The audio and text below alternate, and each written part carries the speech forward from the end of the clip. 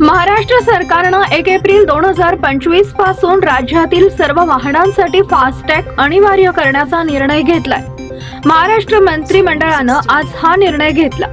राष्ट्रीय महामार्गावरील टोल नाक्यावरून जाणाऱ्या खासगी आणि व्यावसायिक वाहनांसह सर्व वाहनांना हे बंधनकारक आहे। या निर्णयामुळे वाहतूक कोंडी कमी होण्यास मदत होईल, कॅशलेस व्यवहारांना चालना मिळेल आणि एकूण कार्यक्षमता वाढेल असा यामागे उद्देश आहे। मंत्रिमंडळ निर्णयानुसार शासनाच्या प्रचलित सार्वजनिक खासगी सहभाग धोरण 2014 मध्ये सुधारणा करणार आहे। 1 एप्रिल 2025 पासून राज्यात सर्व वाहनांसाठी फास्टॅग अनिवार्य करण्यात आलाय।